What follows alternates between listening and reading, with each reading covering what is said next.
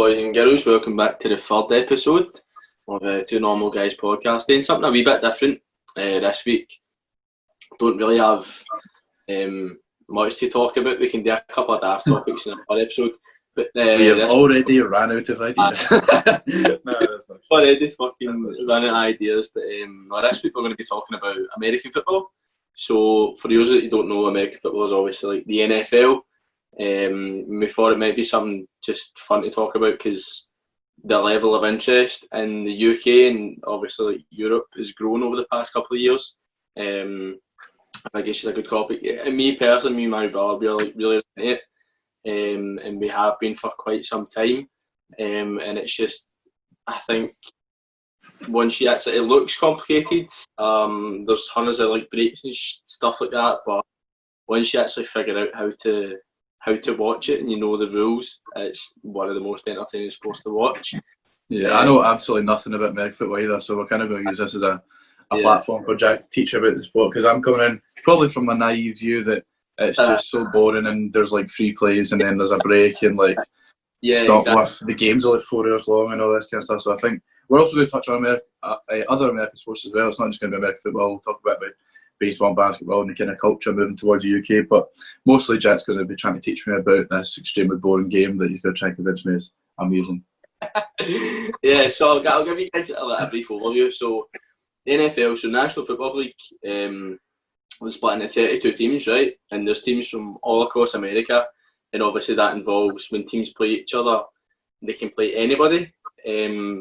So it could be fucking teams from like San Francisco playing a team from New York. So obviously, there's not, see in basketball you've got the East and the Western Conference. There's not that in the NFL. Yeah, there's something similar to that in the NFL. So NFL 32 teams, they're split into 16 team so 2 conferences with 16 teams in them, right? So you've got the AFC, which is the American Football Conference, and the NFC, which is the National Football Conference.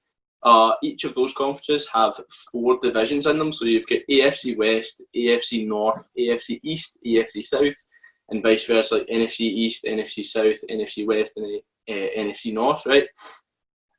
So you've got a job in your hands convincing me this is interesting me, son, because I'm already snoozing. So the 8 divisions, all the 4 teams are relatively close together because America is such a big country. There's like obviously a lot of travel involved and stuff like that. So the teams that are grouped together in these divisions are relatively close together in terms of like states and that.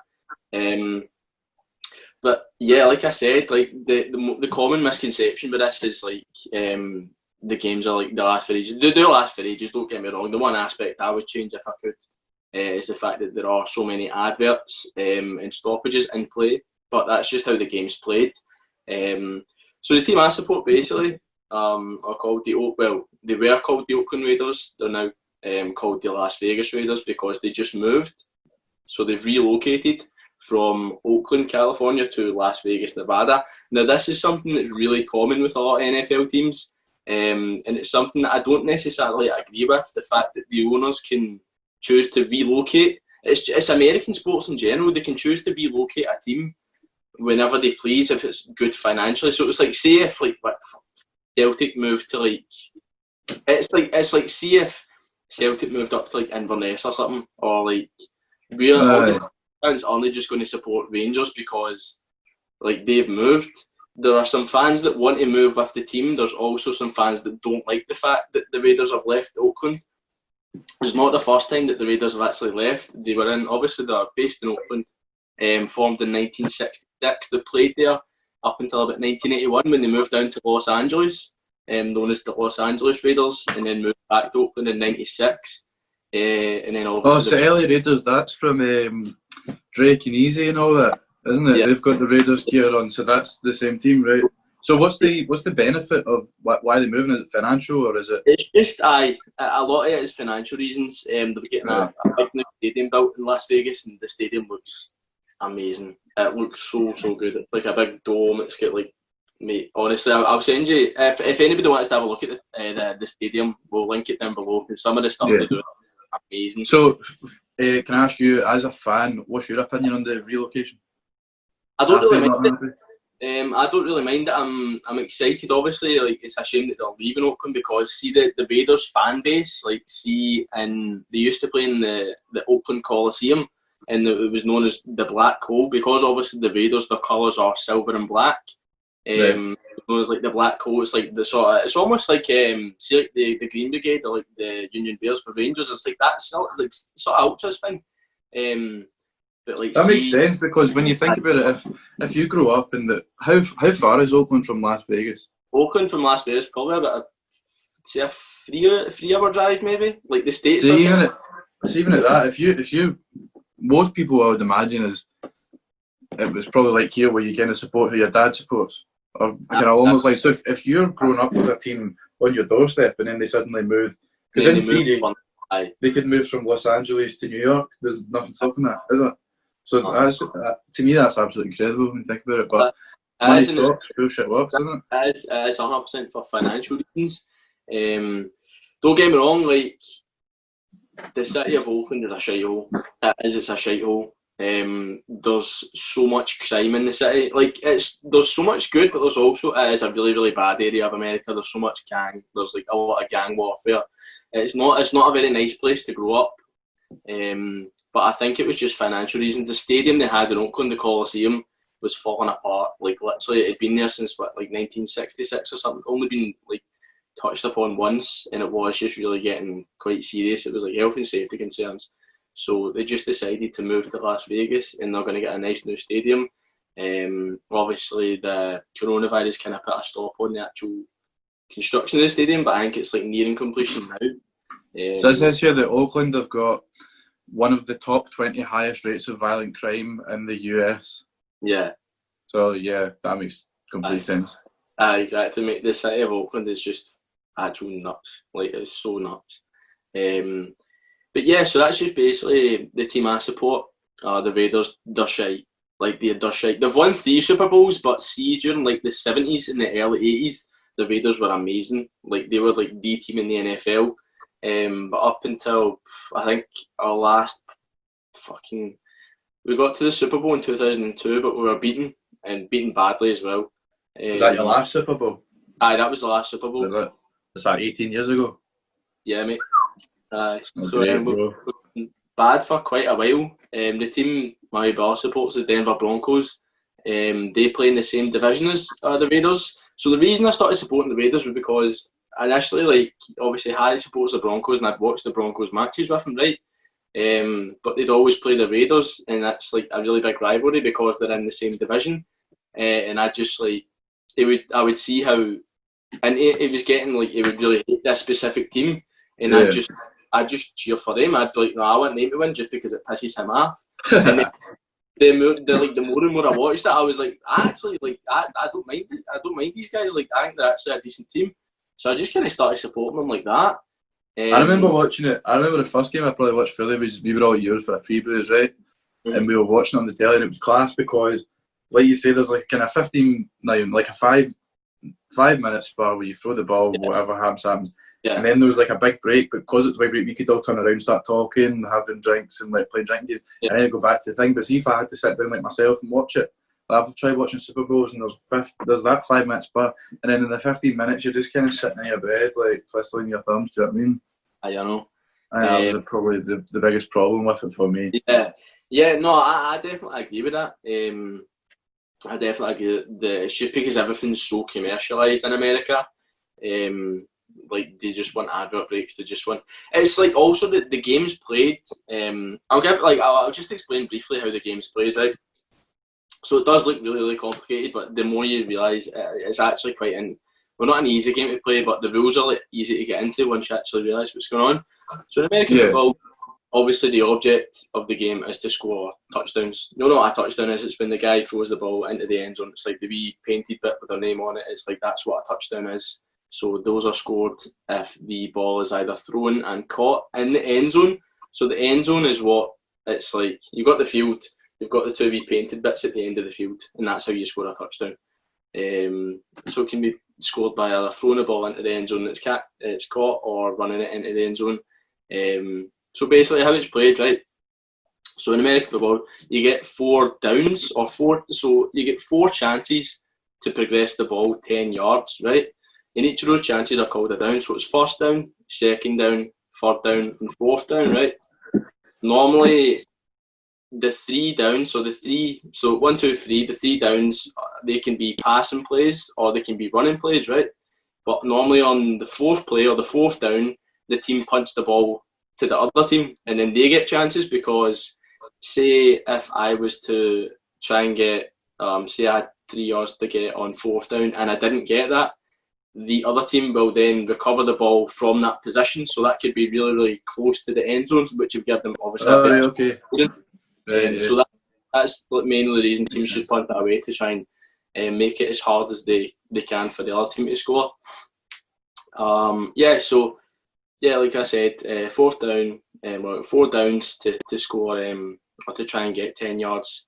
And say I was to throw it on first down and I got 10 yards, you get 4 more downs. So that continues up until you either score a touchdown or you get as much yards that you need to kick a field goal. So that's when obviously you see sometimes the kicker will kick the ball between the two uprights, and that's what a field goal.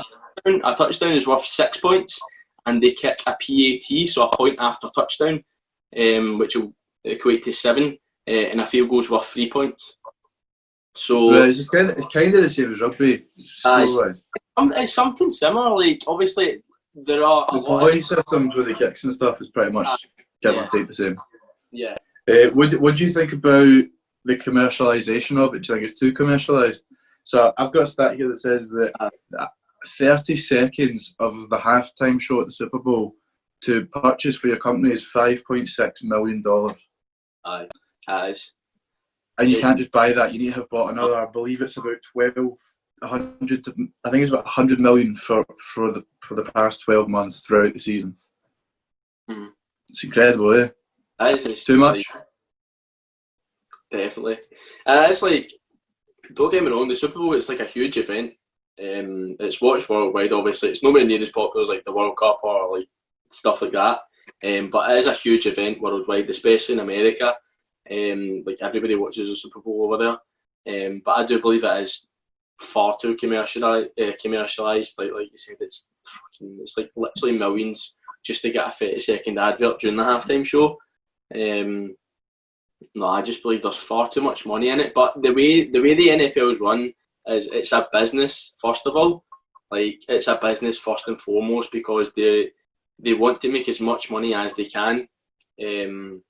For the teams, and like I said, it's like the reason that the Raiders moved from Oakland to Las Vegas, instead of giving them a new stadium in Oakland or like remaking the stadium or rebuilding it, they moved to Las Vegas just because it would be easier financially and they'd make more money off that. Right. It's completely financial the way the teams play. Even there's also talk of moving a team over to London, right? You know, obviously, like, you know the Wembley games. Sometimes. Yeah, I was going to ask you about that. There's been a lot more kind of exactly. Light on it during this. Me and Harry went down to London with my mum and watched one of the games. It was really good actually. We've seen the Los Angeles Rams. They're another team that relocated. They were originally from St. Louis, Missouri, and they moved. Well, they were originally from LA. And then they'd moved to St. Louis, Missouri, and then they moved back like 2016 or something. We've seen Los Angeles Rams against the Arizona Cardinals, who are again in the same division as each other, but they're the NFC West, so that's the opposite of obviously me and Harry's teams are the AFC West, so the National Football Conference, we're the American Football Conference. But it was a really good atmosphere, and the game was quite good. Just to like see, like we'd obviously watched it on television, we knew what was happening, but just to see it was really, really good. Right, how much do you really think you know about the players? Because we've got throughout this podcast, we're going to try and play a little staff game every single week. So the first 2 weeks, conspiracy theories, and what they do the first week, hypothetical questions. It was obviously very difficult to try and fit questions, kind of quizzes in. But I've got one for Jack. So I've got here a list. As of the 1st of September 2019, the top 10 highest paid NFL players. Try and give us 3 from the 10. Right, so 3 of them. I even think, well, One of them would be Ezekiel Elliott, I would imagine. No. No. Nah, he's not there. I don't really know the top 10 highest paid. I'm trying to even think. What? I'll give you a clue. Aye. One of them, everyone, if you knew one American footballer, it would be him. It would be Tom Brady. Yeah. Yeah. So there's one. Yeah. He's. What position do you think he is? Tell you what, right? We'll change the game, right? I'll give you the name and you give me the position that you think they are in the top 10. Aye. Right. Tom Brady. Say probably like 5th. Fourth. Good effort, son. Russell Wilson. Russell Wilson will be 1st, actually. Well done. He's first. Yeah. Brandon Cooks. Brandon Cooks. That's Yeah. his 6th. 9th. 9th. We'll do 2 more. Kirk Cousins. Kirk Cousins, he'll be 5th. No, wait. Stop. 7th. Oh, you went the wrong way. Amazing. And last one, Drew Brees. Drew Brees, he'll be 8th, I reckon. Oh, he's third. He's started well, fell off to the end. Yeah. So just for the listeners, the number 1 was Russell Wilson, who makes $79 million every year, which is 70 of his salary and 9 million of endorsements. $70 million, and quite a good point to make the leap to the highest paid baseball player. How much do you think he gets every year, Jack? So the highest paid was $79 million, which, well, call it 70 of his career.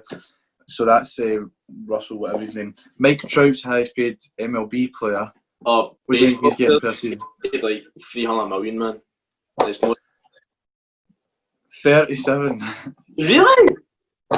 That, however, for the avoidance of doubt, this has came from TikTok, yeah. and is per season. So I'd imagine you're getting a lot more sponsorships. So that was Mike Trout. So the point of the day was most famous, arguably, but Joe DiMaggio and that. Babe Ruth, obviously you've heard of. He made 80,000 a season at his time, which now with inflation is 1.5 million a season.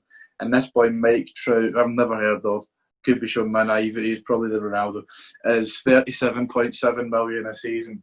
What's your thoughts on baseball? Do you like it? Boring? Never watched it? I've never really. I played rounders at school. I think that's like kind of similar. There is baseball aficionados punching the air right now. I played rounders at the school. Oh my word! I've never really watched baseball. You ever been to a game? No, never been to a game. Have you? So I'll tell you this much. When we were in LA, right? We went to a game, and baseball. You're there for about 4 hours, right? And when they actually swing the bat, I reckon they hit the ball like 3 times in the full game, right? So, but you're not bored for the full 4 hours that you're there. So for that, it's just absolutely incredible because they've got like, it's very stereotypical American, right? So they've got like, you know, the kiss cam. I'm not sure if they had that. They had stuff like that. The stadium sings along like "Find the fattest guy in the crowd," like all this pure mental stuff. Like, and it actually makes something that, because see when you explain to somebody, you're like, "Oh, we went to watch 20 guys in a field and one of them hit it in 4 hours." You're like, it is shite, that sounds absolutely horrendous, but they do really well to make it really interesting. So we went to see one guy, Yasiel Puig. I've got no idea if he's good now, but he was like the kind of top dog at LA then.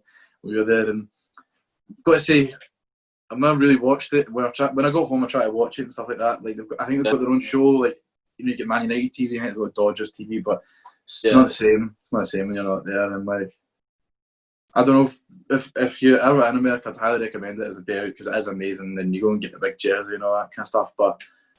And it's not boring, which is incredible. But you're talking what, double the top guy in baseball salary to get the top guy in American football salary. Because the thing is, see, with it seems it's almost like every year it gets topped because American football, it has a salary cap. I think this is one of the biggest reasons that these guys are on these like pure mental contracts, right? they do earn so much money, but there is a salary cap. It's different to, like, obviously you have financial fair play in football and all that, but it's like they have a salary cap. I'm not sure how much it is, but it increases by like 10 million every year. But it just seems like it's always the quarterbacks. It's all because obviously quarterback, that's the guy that throws the ball and stuff like that. He's like the main guy on the team. So you get I'm just looking at this here. You get a team salary, and then it gets broken down. So it is, as of 2018, the team salary was 177.2 million. Mm-hmm. So it's not, I thought you meant per person. So it's per team. Yeah. And like you said, absolutely smashed it. The year before was 10.2 million less. Aye. Year before was just shy of 12 million less. Then it's just down by about just 11.99 million less. So that's for the whole team. That's quite interesting. So then, that means somebody you can't just put everyone on the top. You need to kind of break. In some ways, it's a lot fairer. Like obviously, like Man City and PSG, you know, everybody, because let's be honest, financial fair play is a piss take. UEFA doesn't do fuck all about it, and they're obviously they're restricting the full thing, mate. Do you know what I mean? There's no way that PSG and Man City aren't breaking the rules. They're obviously breaking the rules somewhere. But like even when you do break the rules, the only people I can remember we're going so far from American sports here, but Chelsea obviously got done for a bit. Barcelona got done on the Coutinho deal, and that suddenly just seemed to go away all of a sudden, didn't it? They did not serve the full thing. They're not even funny because it's like Barcelona, like Real Madrid, they're never going to get punished because they're like the two biggest clubs in the world. It's like UEFA wouldn't lift a finger. Just to point out how ahead of time we do put out these videos. Liverpool won the league last night. Congratulations to Liverpool winning the Premier League for the first time in huge, 30 full years. So yeah, we are now filming. What's that? 2 weeks in advance. Yeah. So this is getting filmed tonight. It won't be out on Sunday. It won't be out the Sunday after. It'll be out the Sunday after. Yeah. So I don't know what we said in the first one, whether it makes sense or not. But yeah, basketball. What's your thoughts on that? Do you like it? Do you not like it? I'll tell you, Greg is a massive basketball man. What team does he support? Why'd you have to put me on the spot like that, man? Cavs. I don't know. Yeah. I genuinely don't know. I think basketball's quite fun. I think it's better because it's got that intensity, it never stops, whereas American football very much, I know I keep slating your game here, but it does like stop and start, whereas basketball's like boom. But did you watch the Michael Jordan documentary on Netflix? I haven't, no. I've not watched it yet. Unbelievable, mate. If anybody's thinking about it, highly recommend it. Because I never knew, I knew Jordan, obviously I've got Jordans in my cupboard, but I didn't know kind of who he was, where he came from. Dennis Rodman, guys like that. I've heard of like Scottie Pippen and that, but I didn't know kind of how good they were and stuff. Naturally, our thoughts go out to Kobe and the family, because that's what. Fun fact on that, not fun fact, don't say it like that. Fact on that. See how it was like him and his daughter that died in the helicopter, Kobe. Him and his wife never took helicopters at the same time, so that if they died or if it crashed and what happened, then the kids would not have no parents, they'd have this one. Which makes sense. I don't know why I call that a fun fact, but that does make sense. Which is incredible, but obviously just such a horrible thing. I know. It's a shame that he's dead. He seemed like such a nice guy as well. Like Kobe Bryant seems like he does a ton of stuff for charity. Like he does seem like a really, really down to earth person, which is different than like a lot of his athletes. See, the thing is, like, you never really know if an athlete or like a famous sports person is going to be an absolute dick because they're famous, or they're going to. And then you've also got the problem of whether they're just having a bad day. Yeah. Do you know what I mean? Because I met Johan Cruyff just before he died. It was me and Ham and Greg, and if you asked us, we'd be like, Johan Cruyff's a dick, right? But looking back, he probably knew he was dying and he could be spending his time with 3 guys from Glasgow, which I totally get. So it just depends on the day. Right, basketball players, much do you reckon they're getting paid? Oh, fucking. So let's just go with the top dudes, right? So the top guy in baseball was 37.7, I think. The top guy in basketball was 70. What do you think is the top guy? It's Stephen Curry, for the avoidance of doubt. What do you think he's getting? At least 80 to 90 million, I'd say. So put them in order: NFL, basketball, and then baseball. Put them in order. I'd say basketball number 1, NFL number 2, and then baseball number 3. You got 1 out of 3. Really? Stephen Curry gets $40.2 million per season. That doesn't surprise me. Like, to be honest, that you just got it wrong, so it must surprise you in some capacity. Oh, man. But they break it down over a contract. So that's per 5-year contract of $201 million per year. And you bet these guys are paying no tax at all. Very, very little tax. It's like the thing, like, see, like, NFL contracts, they obviously get paid tons of money, right? So, but some of that is guaranteed, right? So, see when these guys renew their contracts or they go into like so just to give us everyone sort of overview, NFL contracts are normally for 4 years, right? So it could be, say I was like a really amazing NFL player, I signed a 4-year contract, I would get, say, 40 million over 4 years, so it's at like 10 million a year, and then there would be the option of why did you have to work that out? I don't know, mate. See I signed a 60 million 4-year contract, right? So obviously 40 million over 4 years, 10 million a year, and then I got 20 million guaranteed. So as soon as I signed that contract, I'd get 20 million guaranteed. Like, and the thing is, these contracts can be worth like 120 million over 4 years, and you can have like fucking like 40 million guaranteed. Like, the amount of money you can actually make just off a guarantee is mental. It's absolutely ludicrous, isn't it? So see, is there not a thing in American football whereby, like, even if you get injured, you still get paid, like you don't need to play? So if like I got like a 1-year contract for like 100 million, broke my leg and was out for a year, I'd still get 100 million, wouldn't I? Yeah, if it was guaranteed money, then you still get it. If you signed and it was guaranteed. There's also, I want to talk about the NFL draft, right? So obviously in America, it's the same like the NBA draft and the MLB draft. MLB obviously being Major League Baseball. So in America, like, college sports are a huge thing. College sports are a really, really big deal. Obviously, it's nowhere near fucking, like, what am I going to watch, like, Strathclyde Uni play football for? Like, it just sounds daft. You get thousands and thousands of fans at college games, don't you? Some of the stadiums, like the biggest stadium in America is Michigan, the Michigan Wolverine Stadium. That holds 102,000 people at full capacity just for a college team. So they're like just supposes like you and me just going to like university, just to play. So, and some of them obviously will get scholarships to go to a certain university if they are good enough to play at that level. They'll get their whole college stuff paid for. They're still, the thing about it is they still have to do classes. Like, they still have to go to school, and some of them are like. Do you not have to get your GPA, your grade point average to like a certain level, or else you're not allowed to play? You have to, like, some of them are like really, really smart people. And they're obviously lucky enough that they're good enough to play for like the best colleges in the country. And they That's still funny comparing that to the UK, because we're very much, if you're good at football, you're not going to school. Yeah. And I think it would be fair to say a lot of football players are thick as shit. So it is incredible that there's the kind of absolute two different ends of the spectrum when it comes to that, isn't it? Exactly. So they'll go to college and compete in the college football obviously season. It's like colleges from like all over the country, and they obviously they have like their playoffs, and then they play for the national championship game, which is the college teams.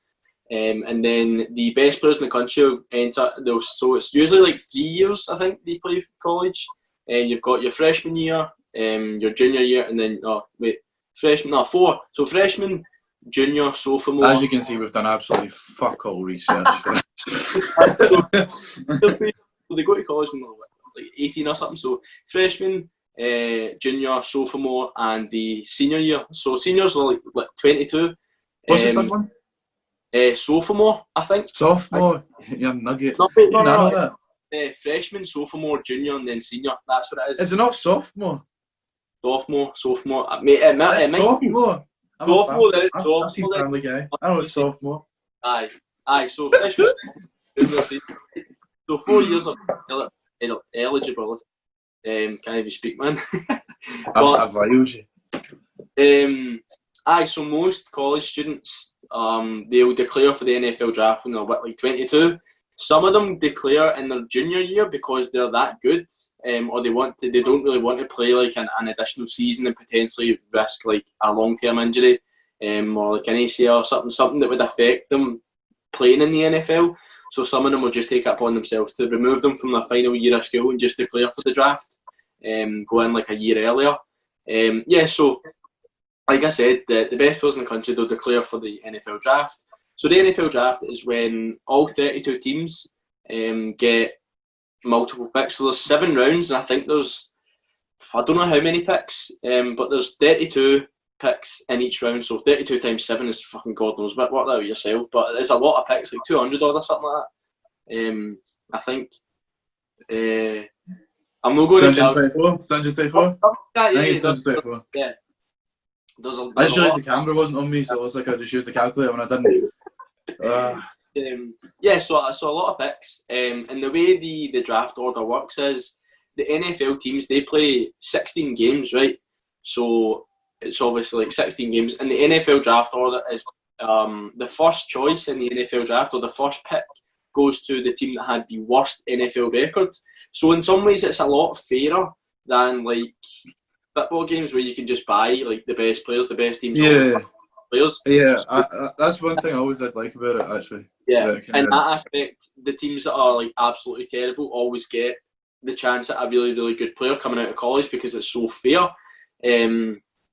So they'll go like, say I was amazing, I got chosen by the Cleveland Browns or something like that. They were terrible, and then they chose me number 1 overall. I think the number 1 pick gets they've got a rookie maximum contract, and I think the number 1 pick is maybe like 30 million at a maximum, but that's for like 4 years.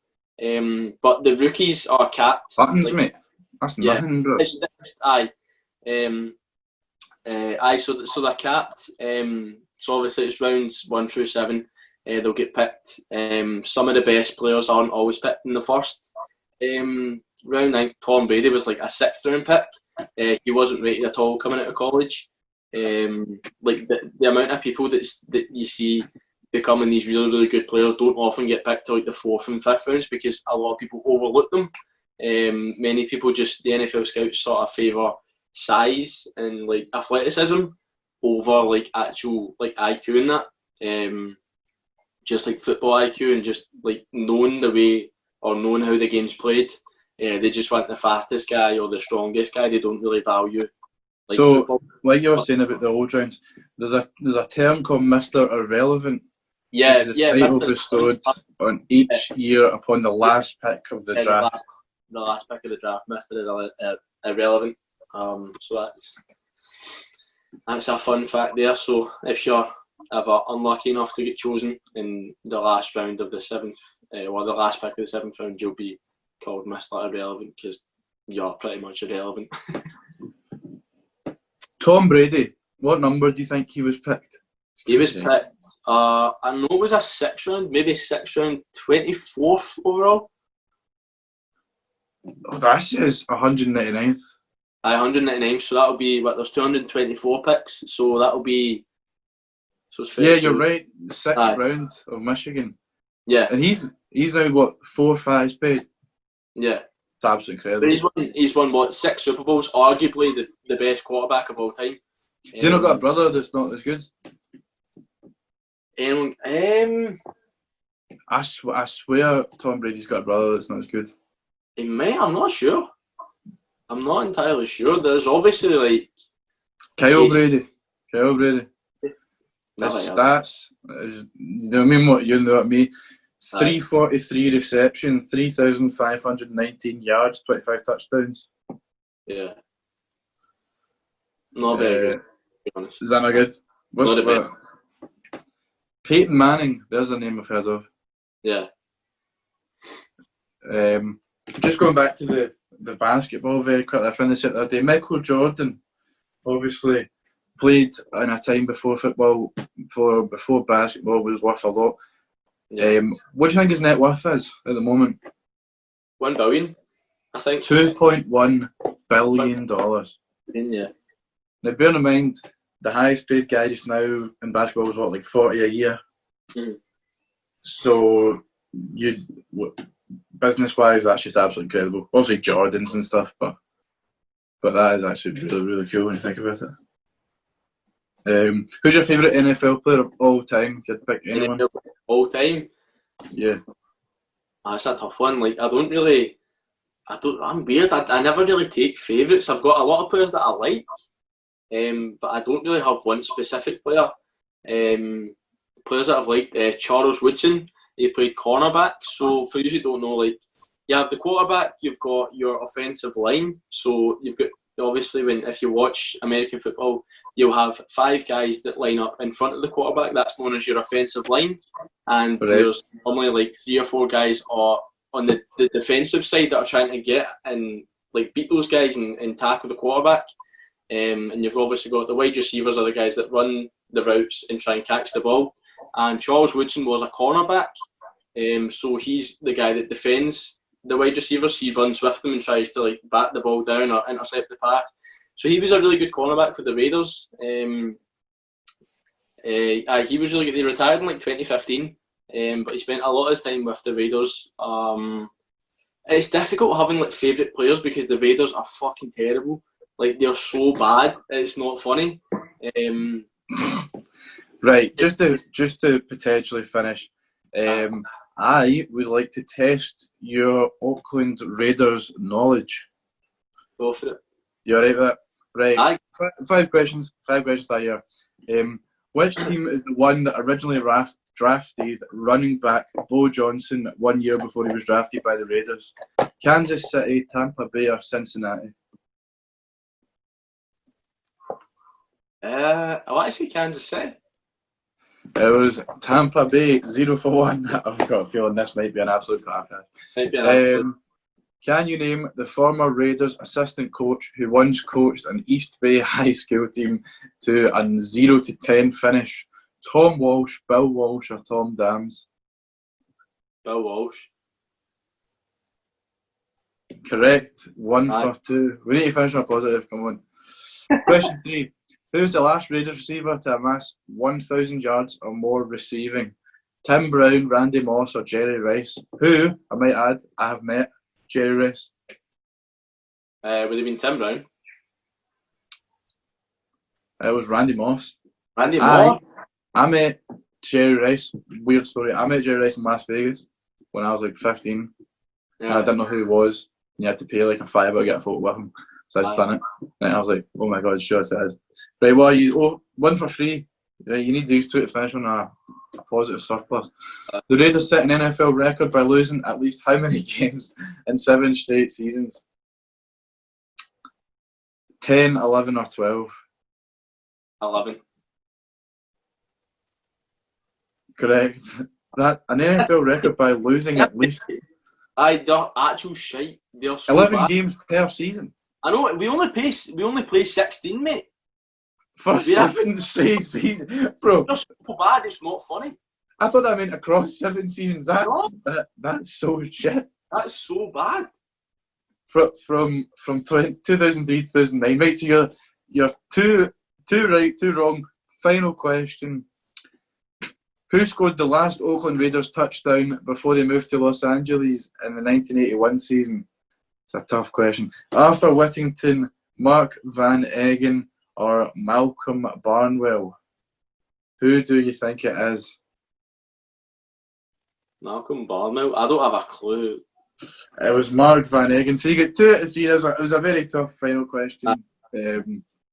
But 2 out of 3 is not too bad, mate. 2 out of 3 is not too bad, though. But yeah, probably wraps it up for this week, does it not? I think so, mate. A little bit shorter. But obviously, with me having literally nothing to contribute, it's obviously going to be shorter. Like I say, like you said before, some of them will be an hour, some of them will be over an hour. We'll do what we want. This is our podcast. I've actually thoroughly enjoyed that and thoroughly enjoyed learning about it. Very good. Next week will potentially be the last week before we start getting some guests on, which is all very exciting for you all. I thoroughly enjoyed it. Jack, thanks for coming on once again. I had a good time, mate. Yeah. Me too. And we will catch you next Sunday at 7. Take care, guys. See you later.